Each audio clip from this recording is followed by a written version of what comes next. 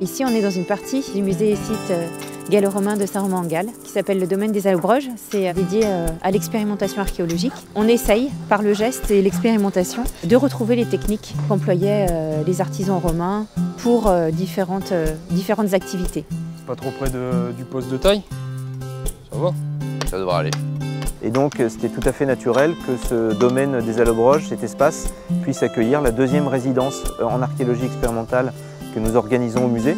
Cette fois-ci donc pour réaliser une meule de type pompéien, un moulin à farine de type pompéien. Et donc c'est pour ça qu'on a invité Olivier Lavigne, maître compagnon tailleur de pierre, et Brice Brigaud, également compagnon maçon. La nourriture de base des Romains, voilà, c'est le pain. Parce que le pain, c'est facile à produire, on va manger beaucoup de pain à l'époque romaine. Hein, et pour faire le pain, il faut de la farine. Et ici, on a une petite copie de ce qu'on appelle une meule domestique, une meule rotative domestique. Donc, c'est les types de meules qu'on a à la maison. J'ai mis mon blé ici au milieu et j'ai une petite manivelle ici. Je tourne. Vous entendez le bruit que ça fait? Vous avez compris que la meule, il va y avoir une partie fixe et une partie mobile.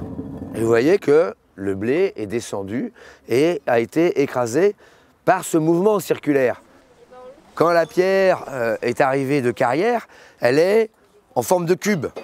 Mais pour faire ma meule, j'ai besoin de sortir un cylindre. Donc du cube, je vais passer à l'octogone et après sortir mon cercle qui va me donner mon cylindre. Donc en fait, pour faire de la taille de pierre, faut faire de la géométrie. Parce que le tailleur de pierre, il fait de la géométrie tout le temps.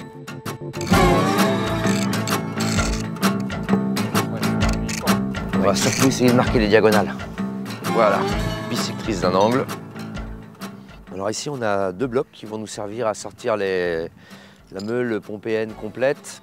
Et donc cette partie-là va venir glisser sur l'autre. Hein, en forme de sablier, comme ça, en haut on met le grain, on fait tourner la meule et en bas on récupère la farine. On a voilà, l'exemple de Pompéi où on voit ici, voilà, on voit les meules, donc on voit les meules dormantes ici devant nous et puis derrière les parties actives sur les meules dormantes hein, et qui permettent justement de produire cette farine. Donc on a un entonnoir en haut qui va permettre de recevoir les grains de froment ou de blé divers. Et puis en partie basse, ici, sur les petites tablettes, là, on va pouvoir récupérer la farine une fois moulue. C'est pas mal. Du coup... On continue? Bah ouais. Je pète l'angle, là? Bah ouais, vas-y, fais-toi plaisir.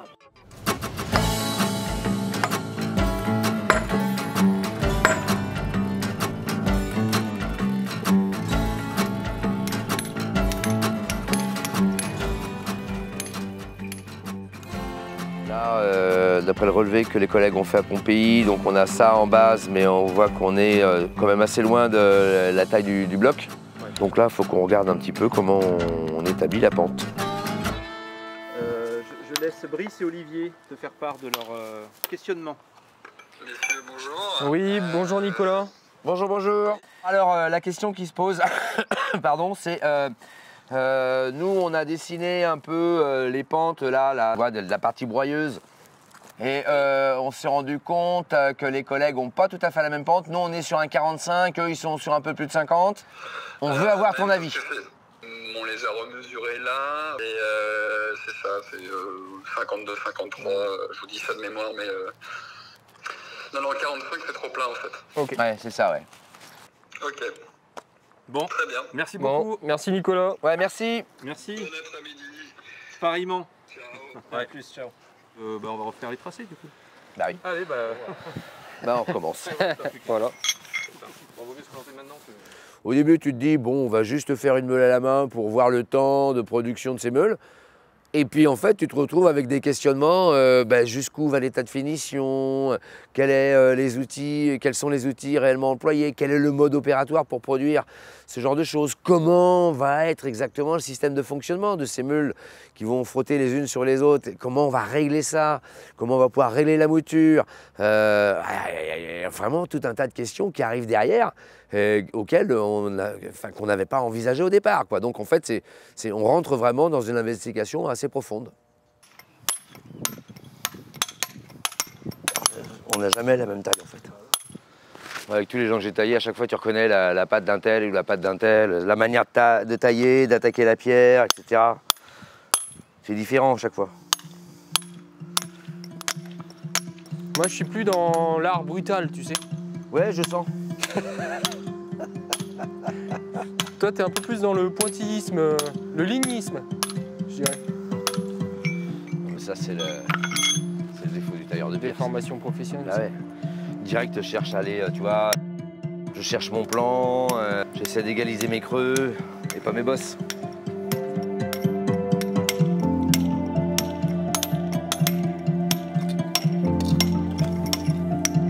Donc on a sorti déjà le gros de la matière à coup de tétu. Donc c'est une espèce de marteau avec deux petites arêtes saillantes ici de chaque côté. Et donc en fait on va l'utiliser à grands coups de masse comme ça. Hein. Et après on passe sur la broche. Ce sont des outils qu'on utilise avec des massettes métalliques. Là on a commencé ce matin, on a fini le passage sur l'octogone. Et donc là maintenant on va pouvoir commencer à aller chercher le cylindre.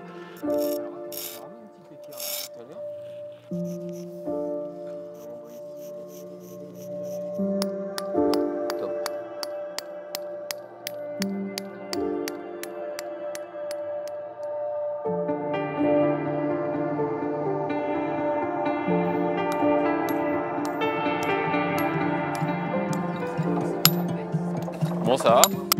Ça creuse, ça creuse. Et tu penses que ça va prendre combien de temps une pénétration de cône comme ça? 2 jours. Ah ouais? Ouais. 2 jours minimum. C'est le minimum. Là, c'est un peu difficile à estimer quand même.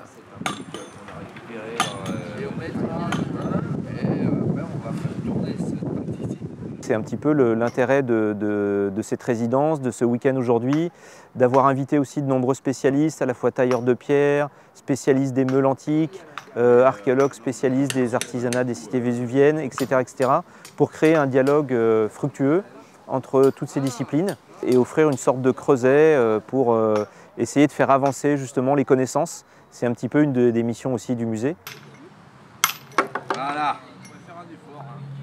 Je m'appelle Luc Jacotet, je suis archéologue à l'INRAP et je suis spécialisé sur l'étude des meules antiques et gauloises et notamment sur les techniques de production dans les carrières où je vais étudier des ébauches de ces meules en cours de fabrication.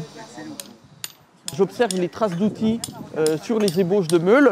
Je propose à partir de ces observations des chaînes opératoires de fabrication et je viens et en discutant avec les tailleurs de pierre, je leur propose une technique pour façonner la meule. Rencontrer des scientifiques, des archéologues qui ont étudié les meules nous a permis de mieux comprendre comment travailler la pierre et de retrouver le geste en fait, que les artisans romains ont pu réaliser pour le travail de ces meules. Et ça nous a permis de comprendre la logique de fabrication. Cette expérimentation a permis des rencontres qui nous ont véritablement débloqué.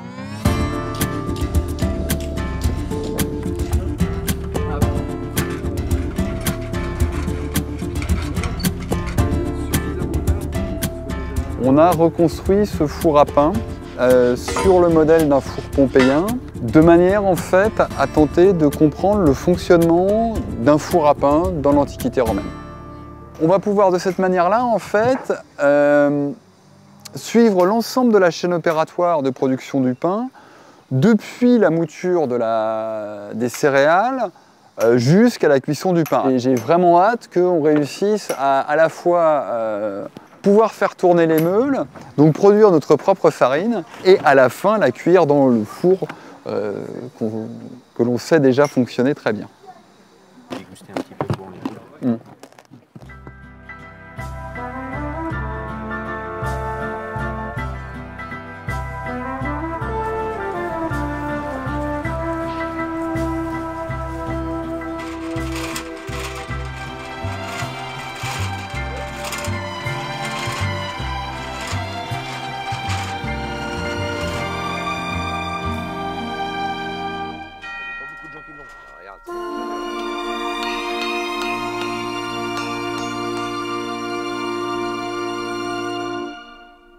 on reforge nos outils parce qu'ils sont usés sur la pierre de Volvic. Donc il faut les reprendre pour les remettre d'affût et leur redonner une nouvelle jeunesse.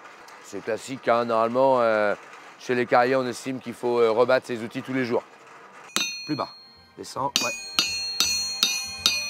Baisse, baisse, baisse, très bien. Ah là, on le voit bien, là, le bleu là, qui remonte, là. Et hop, là, c'est bon.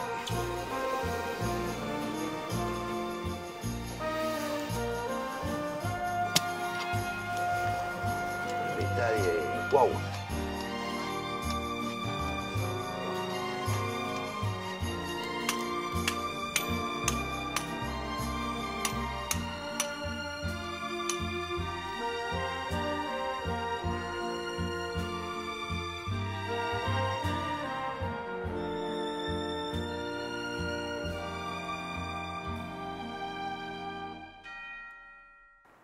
Là, j'ai bien retravaillé les bords, ils sont vraiment proches de la finition.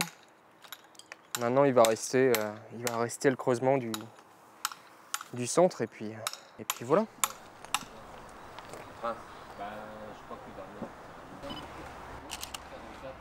Je note toutes les étapes de la taille de pierre, tout ce qu'ils font, à chaque fois qu'ils changent d'outil, à chaque fois qu'ils font une pause, qu'on a une étape dans la taille qui est franchie, tout ça je note. Et ensuite, les fiches, ça permettra donc, de plus rapidement se remémorer déjà ce qui s'est passé, pour ensuite faire la publication, donc pour la recherche.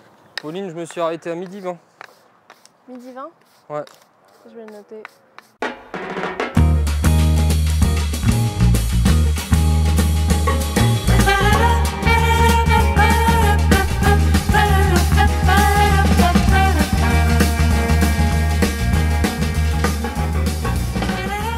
On arrive au final, au bout de ces 2 semaines, à une méta, donc la pierre dormante qui ne bouge pas, quasiment complète.